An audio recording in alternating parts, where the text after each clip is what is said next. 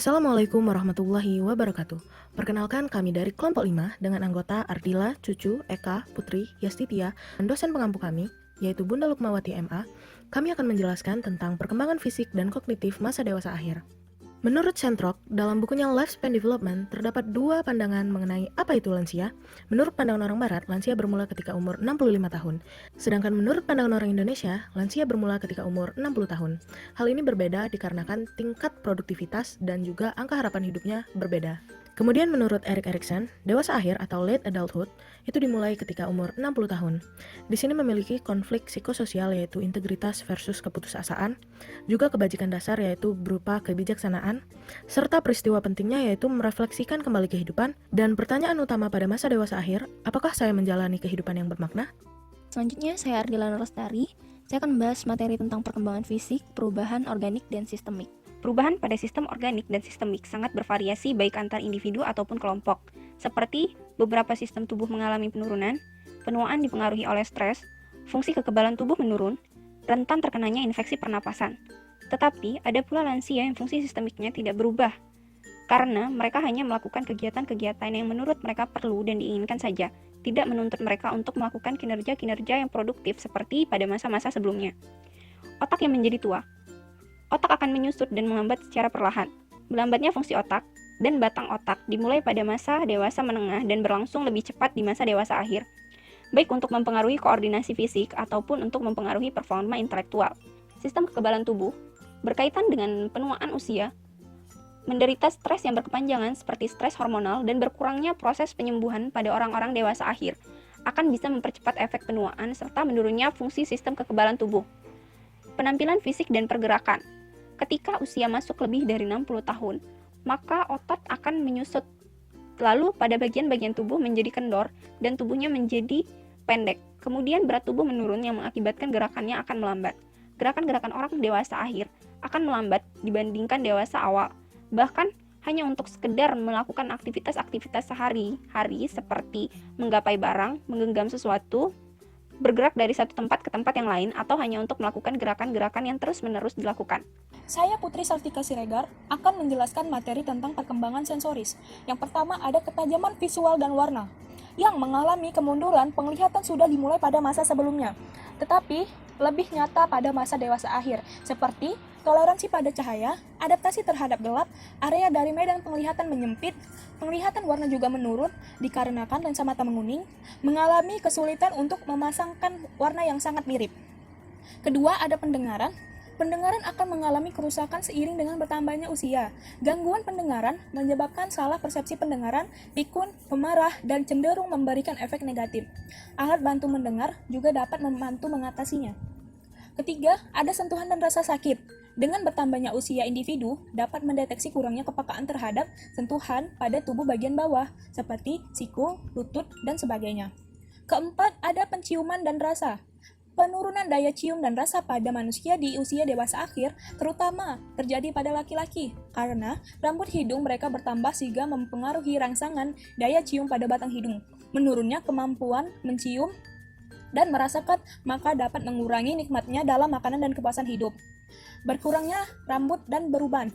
Rambut pada laki-laki dewasa akhir mulai jarang menipis dan terjadi kebotakan pada kepala bagian atas. Rambut di hidung, bulu mata, dan telinga menjadi lebih kaku, sedangkan rambut pada wajah akan tumbuh lebih lambat atau kurang subur. Rambut pada perempuan semakin tipis dan rambut di atas bibir dan bahu bertambah banyak. Rambut laki-laki dan perempuan mulai akan memutih menjelang usia 50-an tahun, namun ada beberapa juga yang sudah berubah di usia sebelum itu. Perubahan seksual. Faktor terpenting dalam mempertahankan fungsi seksual ialah dengan melakukan aktivitas seksual. Laki-laki lebih mungkin dibandingkan perempuan tetap aktif secara seksual di usia tua.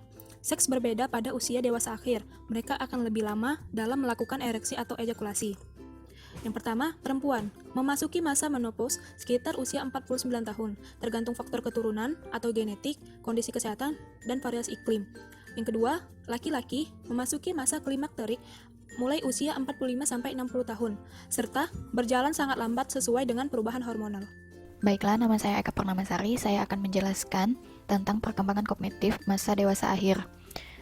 Pada masa dewasa akhir, perkembangan kognitif mengalami penurunan, terutama pada pendidikan, pekerjaan, dan kesehatan.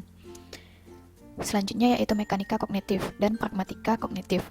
Mekanika kognitif adalah perangkat keras dari pikiran yang mencerminkan suatu arsitektur neurofisiologis dan berkembang melalui proses evolusi.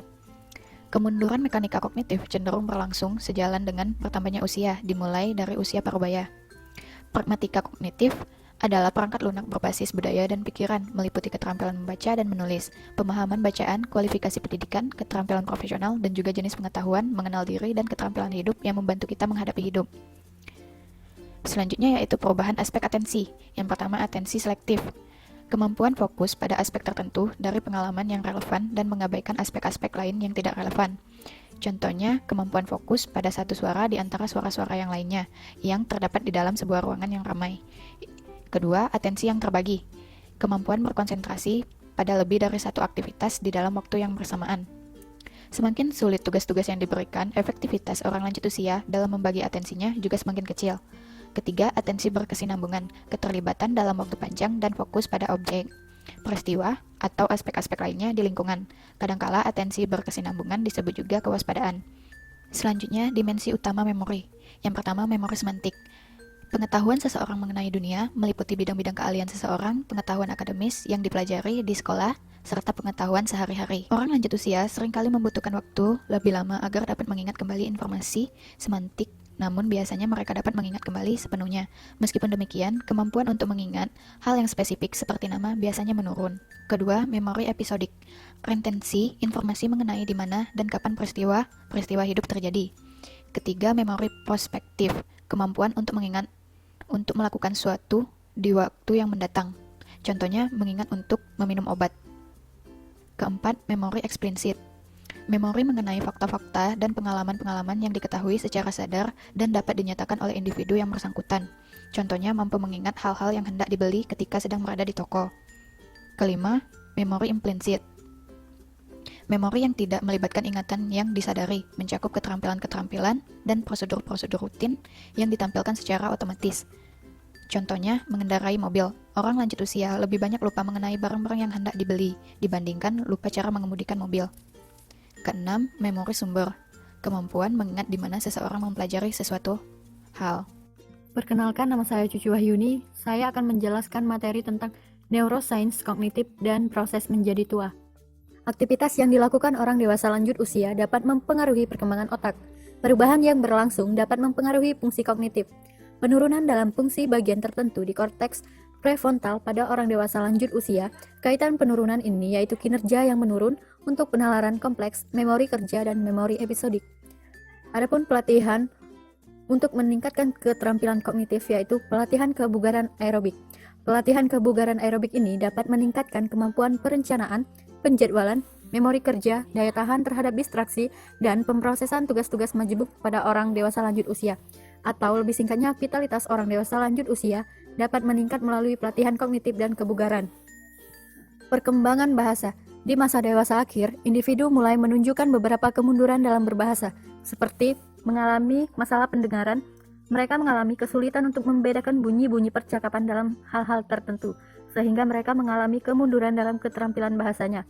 Adapun faktor non-bahasa yang dapat menjadi faktor-faktor kemunduran keterampilan bahasa pada orang dewasa lanjut usia, yaitu menurunnya kecepatan ketika melakukan pemrosesan dan cenderung berkurangnya efisiensi berbahasa pada orang dewasa lanjut usia dikarenakan penyakit.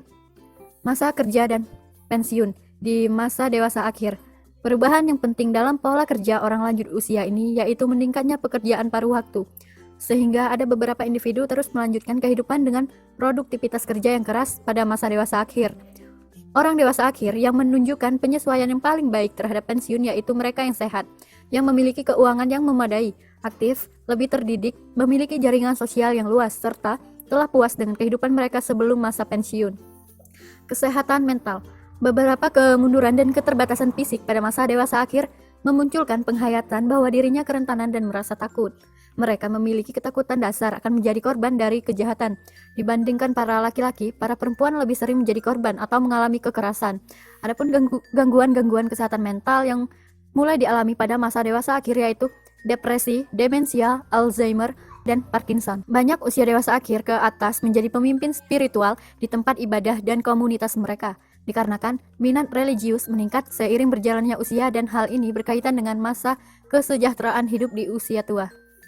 Baiklah, sekian yang bisa kami paparkan. Terima kasih telah menonton sampai akhir. Apabila ada pertanyaan, silakan tinggalkan di kolom komen. Wassalamualaikum warahmatullahi wabarakatuh.